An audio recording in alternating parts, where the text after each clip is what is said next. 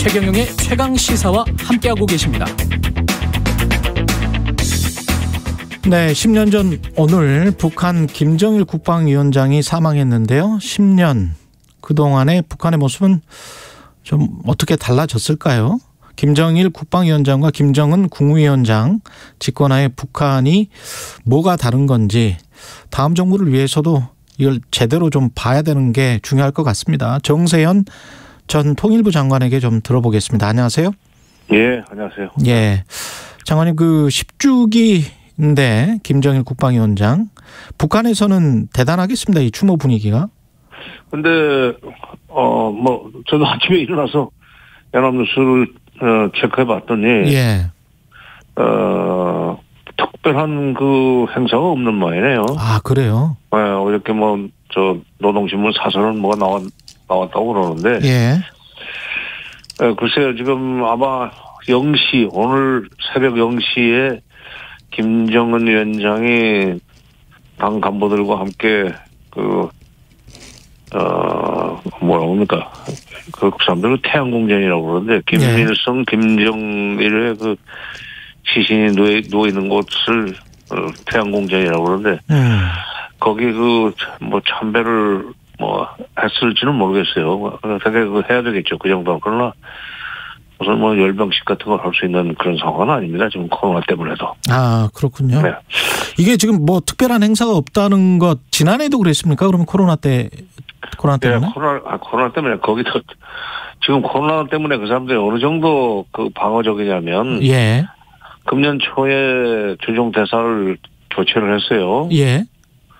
리용남이라고 그게 아마 경제부처 경제 전문 관료인데. 예. 그 사람은 취임을 했습니다. 북한 북경 대사관으로. 예.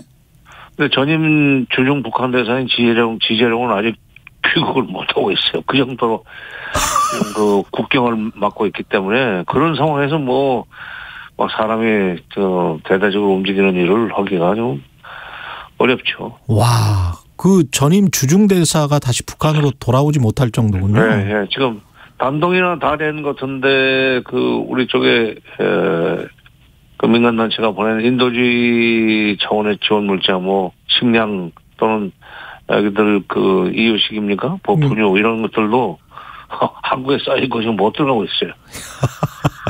단동 다련에서 그러니까 남부로 가는 배가 움직이지를 못한다. 이게 4년, 금년 4월에 국경을 개방할 가능성이 있다는 예보가 나오더니 5월로 미뤄졌다. 그다음에 7월이다, 8월, 9월이다 그러더니 10월, 11월. 근데 지금 아직도 못 열고 있습니다. 김정일 사망 이후에 10년이 지나고 김정은 체제가 그거는 이제 한 10년 동안 지속됐다는 의미인데 어떻게 보십니까? 가끔 이런 뉴스가 있었잖아요. 김정은 피살설, 위기설 이런 게 있었는데 이제는 완전히 공고화됐다고 보십니까? 어떻게 보십니까? 아, 그럼요. 2011년에 그러니까 김정일 위원장이 사망을 하고 바로 김정은이 총사령관에 조선인민군 총사령관에 이제 주례가 돼가지고 사실상 통치를 시작했는데 2012년 12년이죠. 그렇죠. 12년 12월 12일. 그참. 그날 고모부 장성택을 회의 도중에 현장에서 체포해가지고 나가서 바로 맞아요. 처형해버리지 않았습니까? 그 처형 장면도 나왔었죠. 그렇죠. 장면도 나왔죠. 그러니까 그러면서 나이가 어린 김정은에 대한 북한 간부들의 저희 공포심이 엄청나게 커졌을 거예요. 야, 이 잘못하면 죽겠구나. 예. 저렇게 고모부까지 저러는 사람 이거 함부로 무슨 움직여서 안 되겠다 하는 그런 생각을 했을 거고 장악이 된 거죠. 그러니까. 그다음에 2017년인가 벌써 4년 됐나요? 예. 김정남 말레이시아 공항에서 독살돼 버리지 않았어요. 그러면서 그러니까 내부적으로 무슨 권력에 도전하는 그런 움직임은 전혀 일어날 수가 없었고. 그런데 그보다 더 중요한 것은 현실적으로 김정일 때보다는 김정은 시대로 넘어와서 북한 경제는 그렇게 더 나빠지지 않은 것 같아요. 조금씩 좋아진 것 같고. 예. 금년이죠. 금년 농사가 비교적 잘 돼서 우리 농진청 추계로는 469만 톤 정도를 생산한 것 같다. 이러면은 절대 소요량에서 그냥 한 8, 90만 톤 정도밖에 부족하지 않습니다. 그전에는 그게 350만 톤밖에 생산 못하거나 잘해야 400만 톤 정도 예. 생산했었는데 예.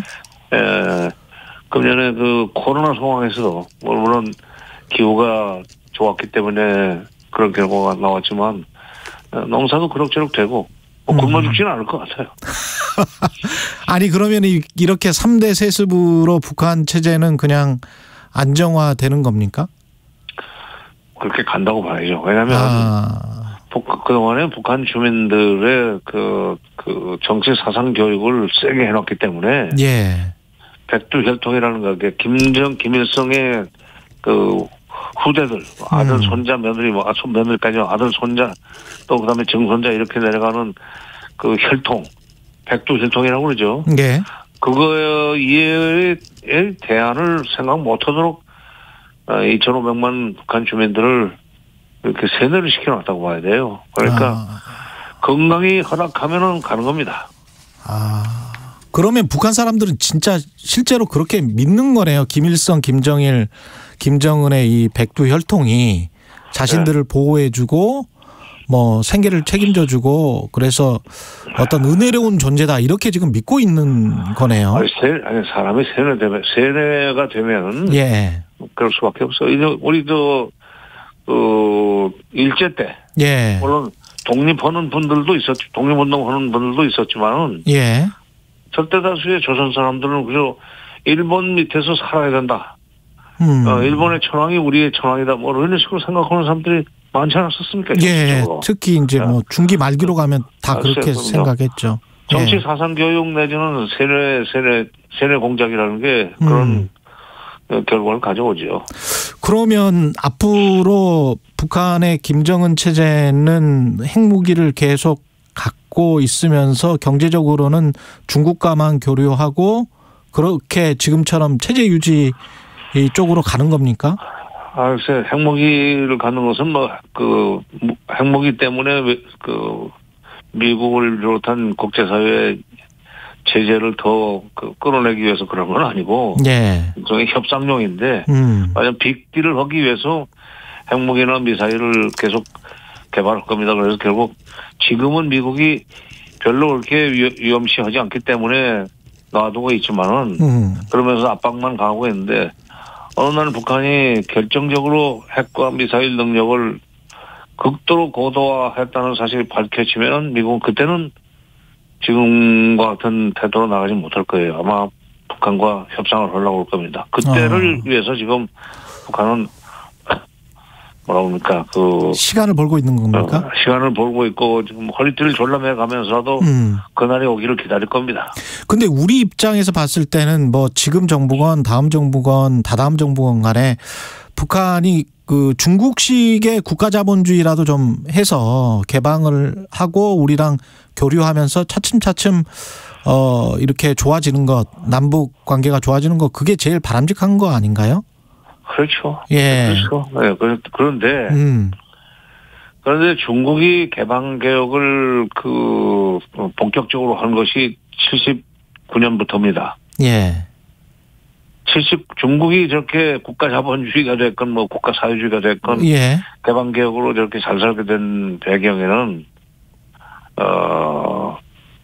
미국과 중국이 수교를 한 뒤에 예.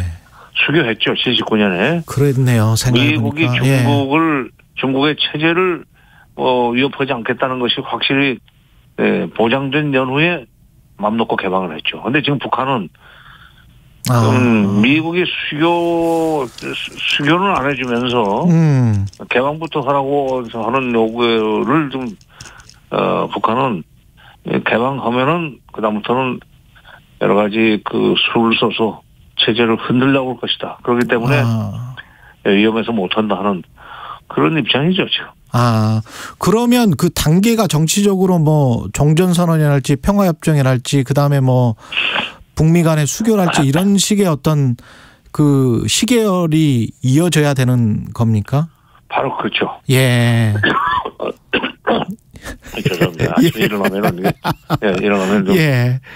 아니, 몸이 한 바퀴 돌지를 않아가지고. 예. 따뜻한 물을 드시면 좀 낫습니다. 예. 종전선언이라는 이 정치적 행위는 결국 북미 수교로까지 이어지는 마중물이라고 생각을 하셔야 돼요. 예. 그러니까 종전선언하고 북핵 협상이 본격화되고 그러면서 북미 수교 그 준비도 잘 되면은 그러면 북한이 뭐 개방 못할 건 없죠. 그러니까 베트남의 개방도 미국과 베트남의 관계가 원만해지고 특히 미월이죠. 미월 수교 이후에 베트남이 이렇게 본격적으로 개방이 됐습니다. 그러니까 그렇군요. 미국이 체제 보장을 해준다는 것이 확실하면 북한도 뭐 개방 못할 이유가 없죠. 지금 바로 그거 요구하는 중입니다. 어떻게든 우리는 그 여건을 만들어줘야 그게 우리한테도 국익에 유리한 거 아니에요? 이익이 되는 거 아닙니까? 그렇죠. 그래서 종전선언이라는 걸 지금 하자고 하는데 지금 미국이 지금 당장 시점상으로 지금은 좀 곤란하다 하는. 지금은 곤란하다.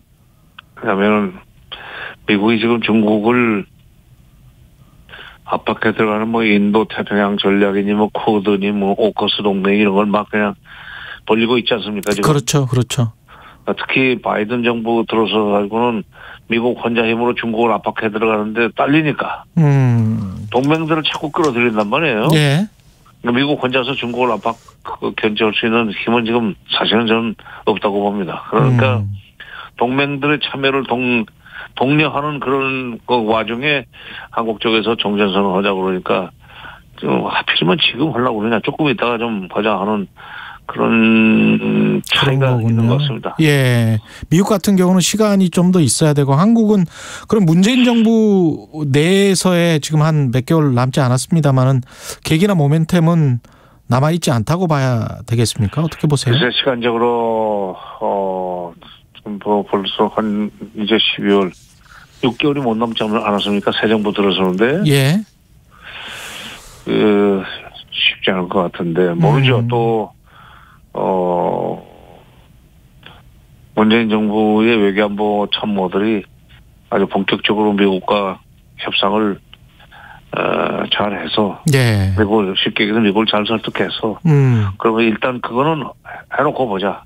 그러나 한국이 미국의 대중 압박 전선에 적극적으로 동참한다는 조건 하에서다 뭐 이런 식으로 해서